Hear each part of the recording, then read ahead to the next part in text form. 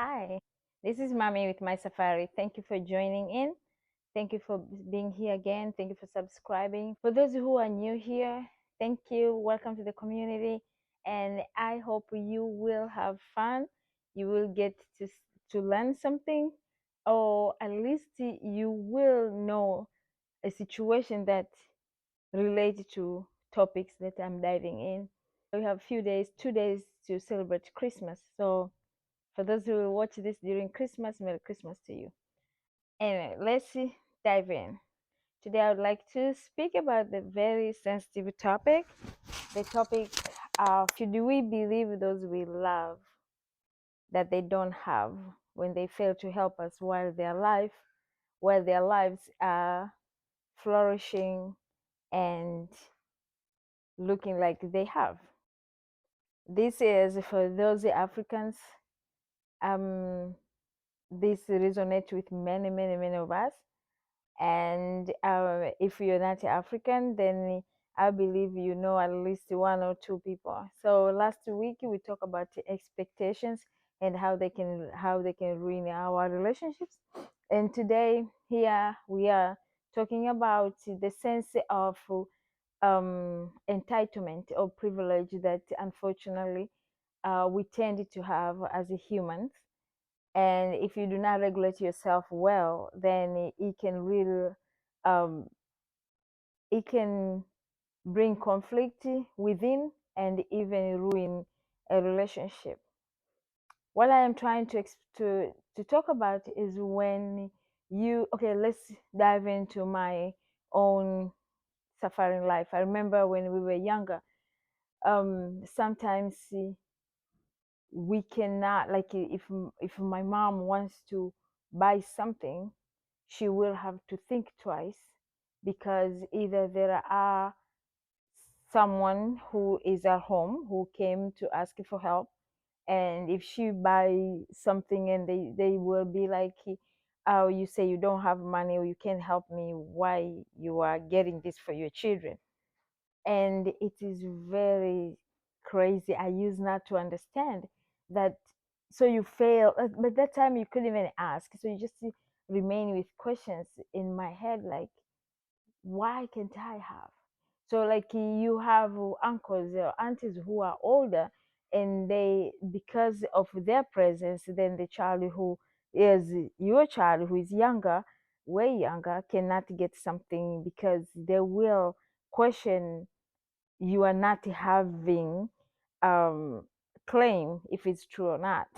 So that is one. But even today, even in this modern world, you still have friends, family members, even your own children, when they say like, can I get money to do this, and you say no, I don't have it, and you show up with a new person, they're like, but you say you don't have it. And the good one, I remember we were younger and mama say, I don't have it.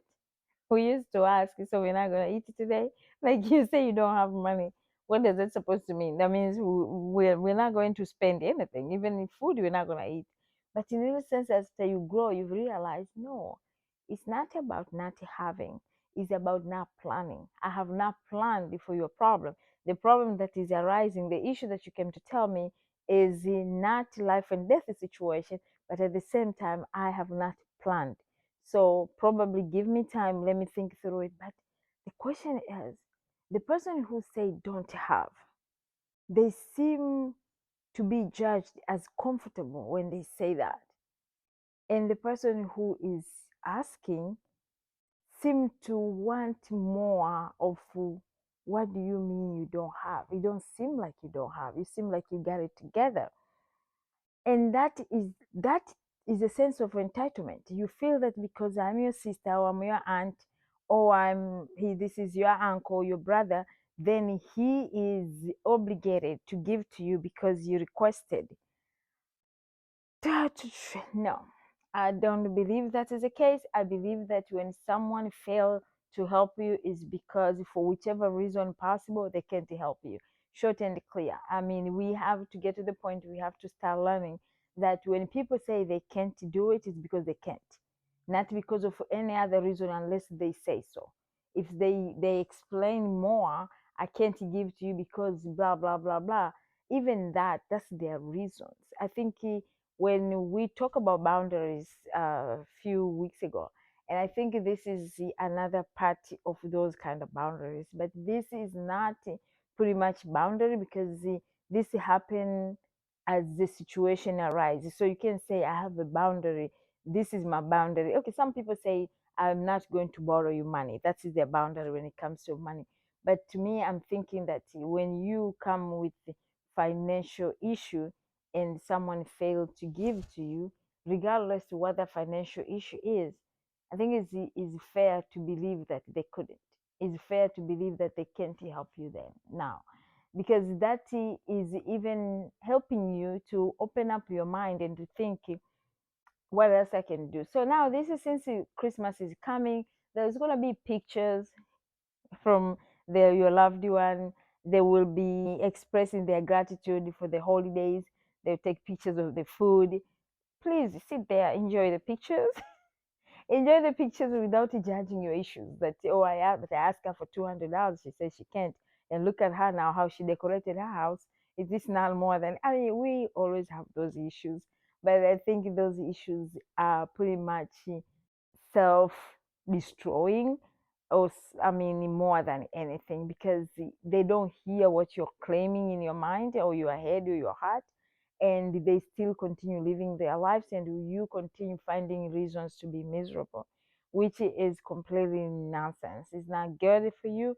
And this is those codependency issues that we have to figure out how, as a society, we can erase them, because it's not truly fair.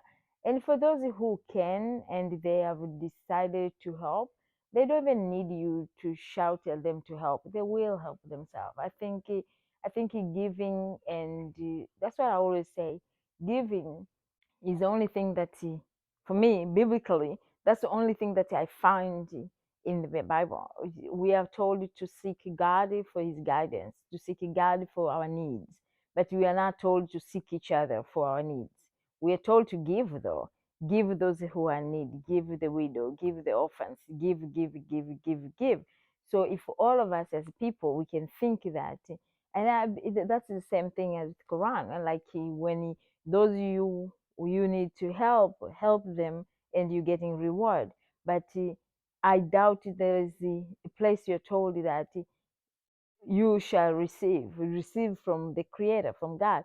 I think that is very important too, to put it out there, that we have to be cautious of how much we get ourselves stressed out with no essence of legitimate reason.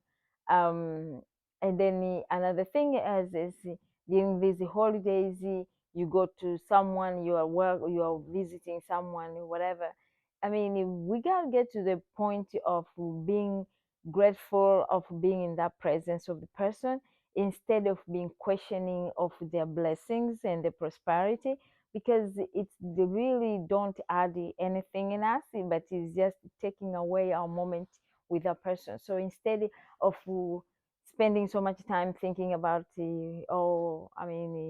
how she does that, or how the house is this and that and this and that, instead of all that, we should be just happy, grateful that that person opened their space. And if we open our doors too, the same thing. It's important that we cover our homes with prayers, and we hope that people who are welcome in, they come in with clean heart, and the most reason they're there is to enjoy the food, the drink, the music, and to see each other and be able to say happy holidays again after a whole year of being busy and running around.